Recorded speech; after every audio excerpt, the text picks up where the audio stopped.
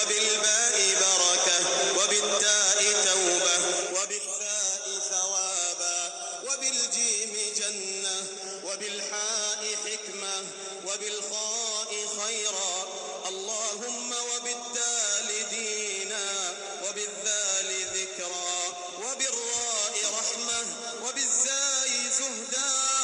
اللهم وبالسين سعادة، وبالشين شفاء، وبالصاد صبرا، وبالضاد ضياء، وبالطاء طهرا، وبالضاء ظفرا. اللهم وبالعين علما، وبالغين غنى، وبالفاء فهما، وبالقاف قوة، وبالكاف كرما. اللهم صل وسلم وبارك على سيدنا محمد وعلى آله وأصحابه أجمعين. حبايب قلبي، بحبكم في الله، ربنا يديمكم نعمة في حياتي. قبل ما نبدأ فيديو النهاردة ما تنسيش تحط لايك وشير وسبسكرايب عشان يوصلك كل جديد إن شاء الله، ونصلي على رسولنا الكريم. ويلا بينا نبدأ الفيديو بتاعنا. إن شاء الله هنعمل مع بعض كده بيتزاية جميلة كده وحواوشي. اوردر مطلوب اوردر مطلوب مننا، فحبينا نشاركه كده فيه. معايا بقى كيلو من الدقيق زي ما انتم شايفين، ونزلت عليه بباكت من الخميرة، وبعجن بلبن ومي، مش لبن صافي زي ما انتم شايفين كده، وذرة من الملح، ومعلقتين من الخل زي ما احنا متفقين مع بعض. الخل بنحطه في المعجنات بتاعتنا. هنا بقى بدأنا ان احنا نعجن العجين زي ما انتم شايفين.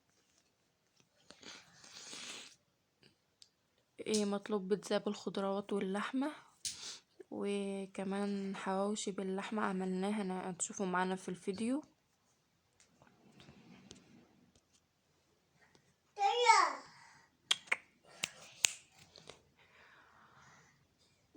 هنا بقى مامتي كانت بتعجن العجينة، وزي ما قلت لكم حطينا معلقتين من الخل كده،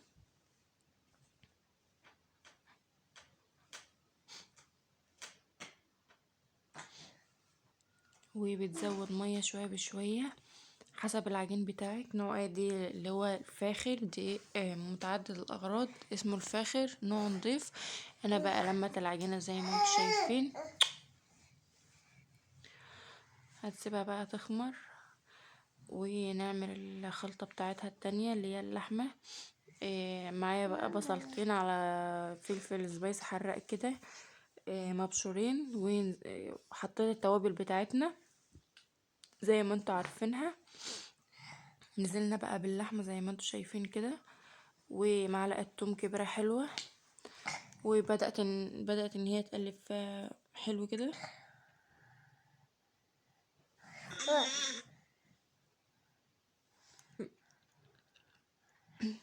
وفلفل الوان زي ما انتوا شايفين.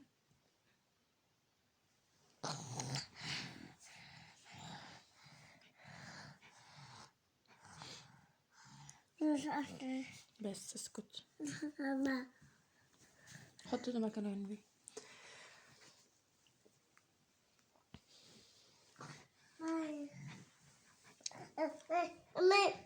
بقى حطت شوية فلفل اسمر بعد ما حطت اللحمة.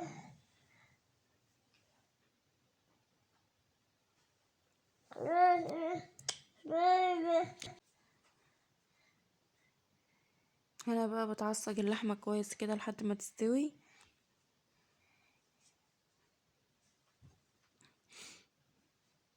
نزلت عليها بواحدة من مرقة الدجاج بتخليها حلوة برضو.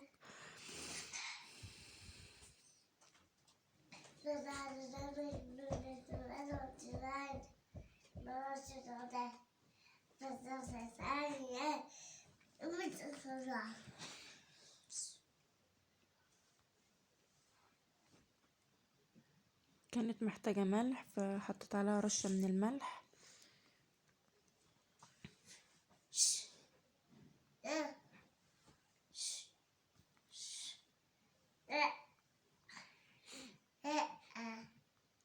هنا العجينة بقى بدأنا ان احنا نفرد فيها، وتفردها كده عشان تعملها البيتزاية معاكم. اول دي بيتزاية اهي.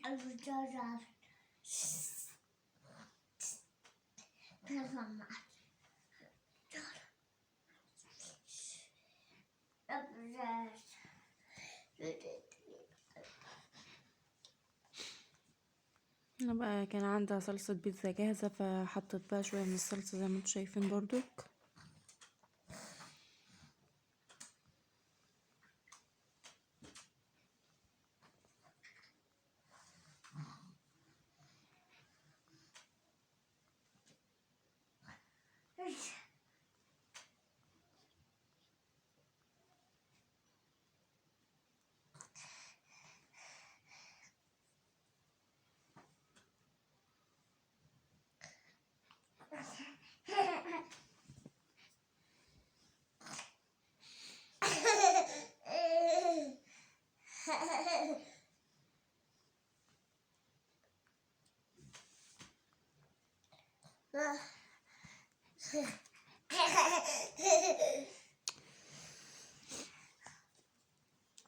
هنا بقى كانت بتحط الفلفل الاول، وبعد كده رصة الطماطم اللي طالباها كده، وهتحط عليها بقى شوية من اللحمة زي ما انتوا هتشوفوا برضو دلوقتي.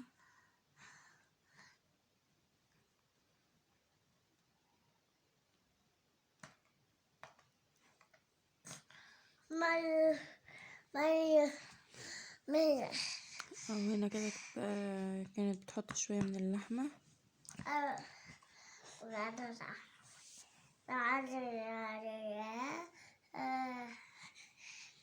وبعد كده هتحط الجبن بقى عليها.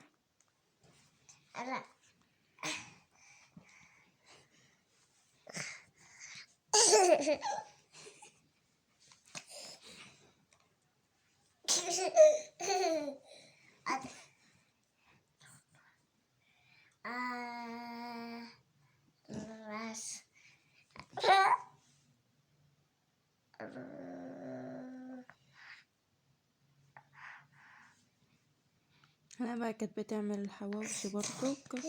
العجينة زي ما انتوا شايفين، بتحط اللحمة كده وطبقة عجينة فوقها كمان.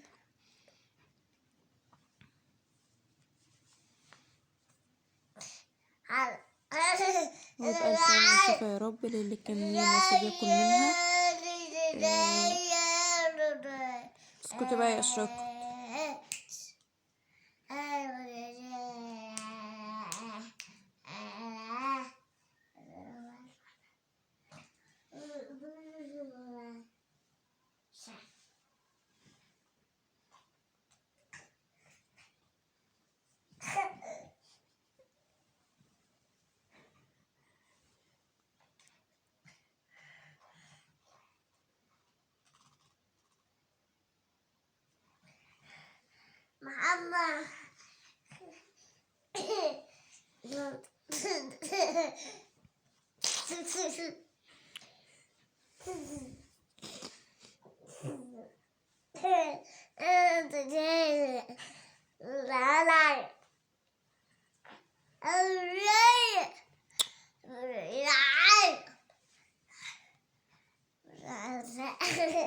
اتمنى الفيديو يعجبكم وتطلع منه مستفيدين ولو بحاجة بسيطة، وهفضل اقول لكم وتجربوا كل وصفاتنا يا رب وتعجبكم كده ان شاء الله.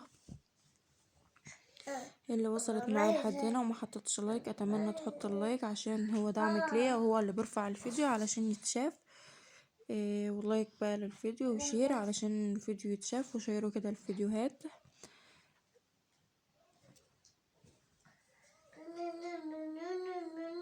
هنا بقى شايفين ما شاء الله البيتزا كانت خلصت وطلعت كمان اهي، وحطيناها كمان في كرتونة بيتزا.